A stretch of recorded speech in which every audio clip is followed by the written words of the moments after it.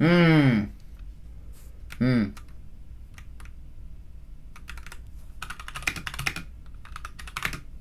Mm. Mm.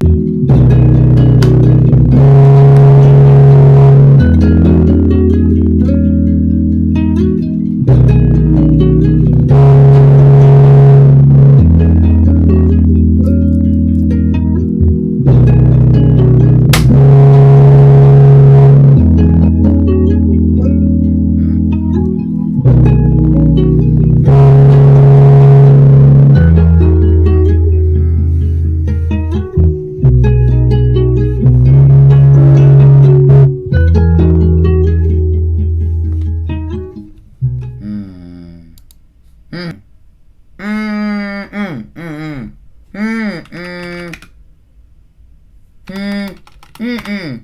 Mm. Mm.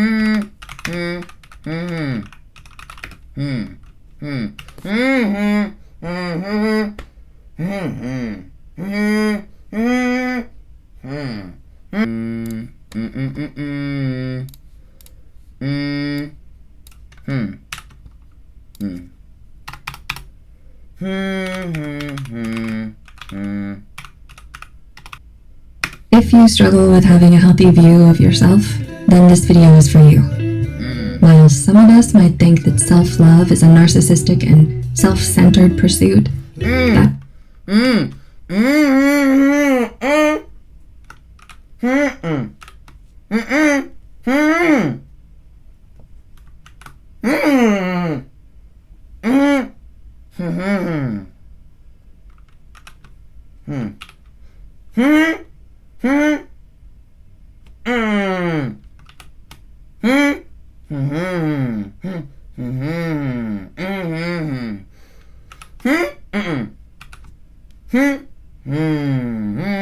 further from the truth.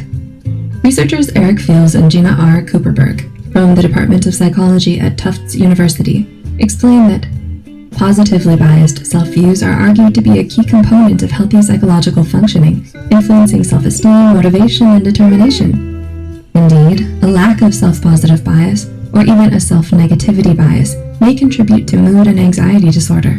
So, if self-love seems frivolous to you, here are a few practical ways to learn to love yourself. Here are a few tips to help you on your way.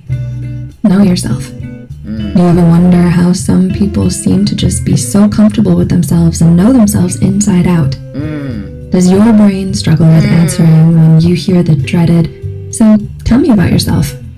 A lot of us have been there, and a fun solution actually exists for those moments. Take a piece of paper, or your notes app, and put your name on top. Divide the page into 4 parts. Label these quadrants as likes, dislikes, weaknesses, and strengths. Now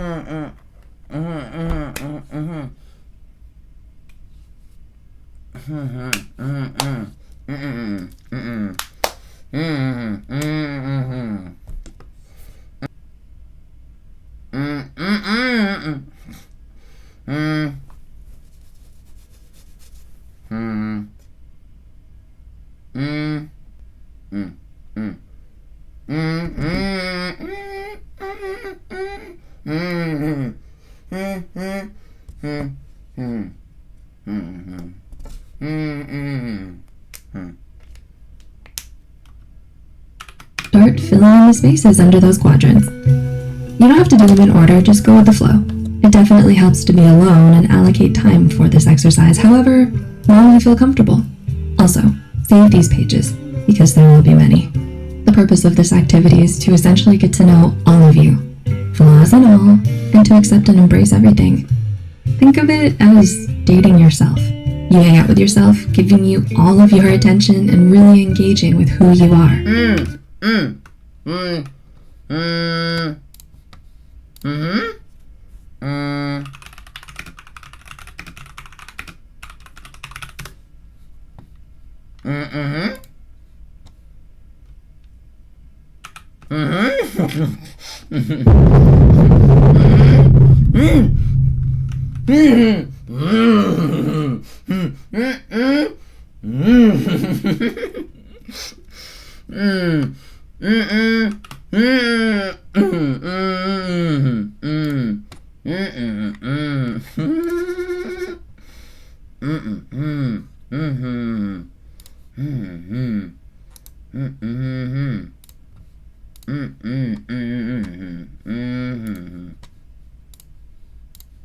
You will, over time and with consistent practice, truly get to know who you are and what you're capable of. An article by certified applied positive psychology coach Kelly Miller said that some of the benefits of knowing yourself are improved self-control and self-regulation, increased creative achievement, and high self-esteem and pride. So you stand to gain so much from knowing who you are. Negative self-talk. Compassion researcher Dr. Kristen Neff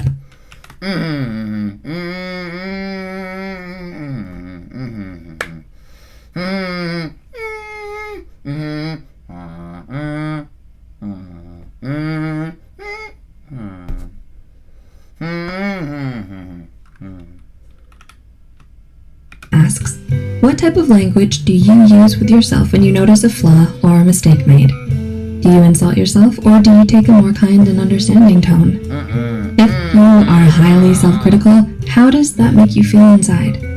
Paying attention to how you internally talk to yourself is the most important step in learning how to cultivate self-love. Do you find that your inner critic is more ruthless than others? Does that inner voice sound like a recording, repeating hurtful and discouraging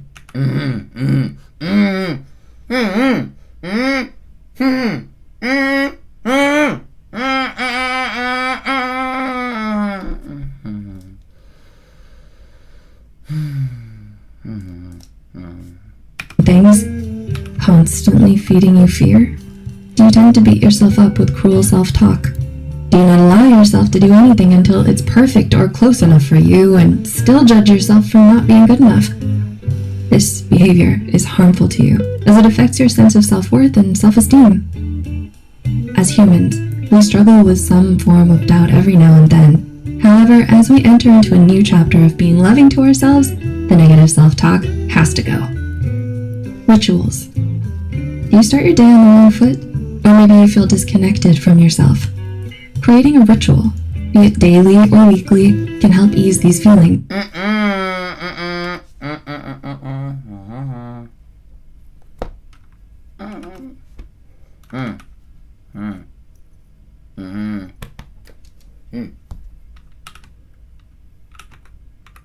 Time out of your busy day for self-care rituals, whether it's physical activity, meditating, journaling, or praying.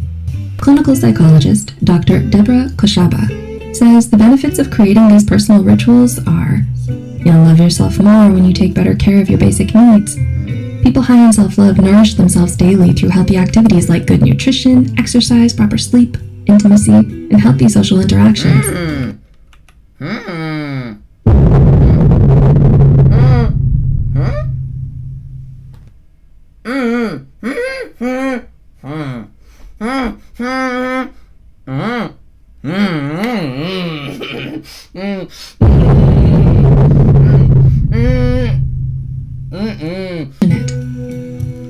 giving yourself any grace for being flawed or human, you stunt your own growth and withhold love from yourself.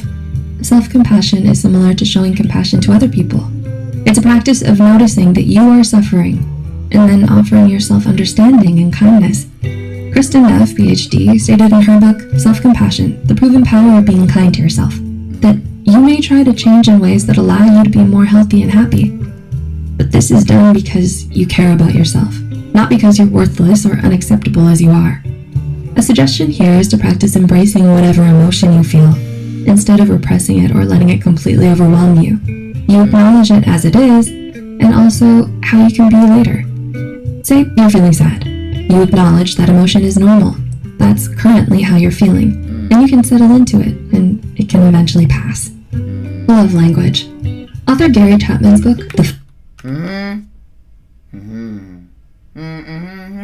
Love Languages, is about the ways that people show and receive love. They are words of affirmation, gifts, acts of service, physical touch, and quality time. These love languages can also be applied to the self in many different ways, depending on the love language that you resonate with. Licensed clinical counselor Joy Smarter expressed a sentiment on how to use this system for your own personal well-being. Imagine how you treat yourself on a daily basis, as if you were another person in a relationship with you. By discovering your self-love language, you can incorporate daily self-love practices that are specially catered to you and make you feel better. If you have receiving gifts as your love language, you can, for example, buy the things you want that bring positivity into your life, or investing in your interests or bucket list experiences. The purpose of this is to learn to become comfortable in your own presence. And self-reflection. We can be extremely hard on ourselves, especially if it's in the aftermath of a setback. Sometimes things don't go according to plans. We punish ourselves for mistakes when instead we could learn from them. Instead of self-blame, you can use these incidents as an opportunity for personal growth.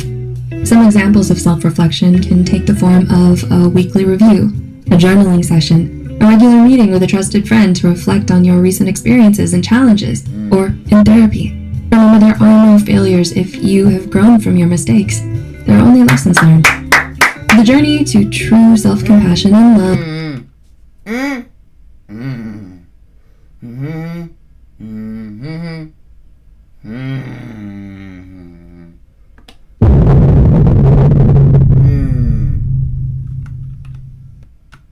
is a long one, but you shouldn't let that discourage you. Instead, think of all the versions of yourself you'll get to meet and the experiences you'll have as you devote yourself to you. As you can see, just a few changes can nurture more self-love. If you choose just one or two of these self-love actions to work on, you'll begin to accept and love yourself more. If you've gotten this far, we'd like to thank you for taking the time to watch this to the end.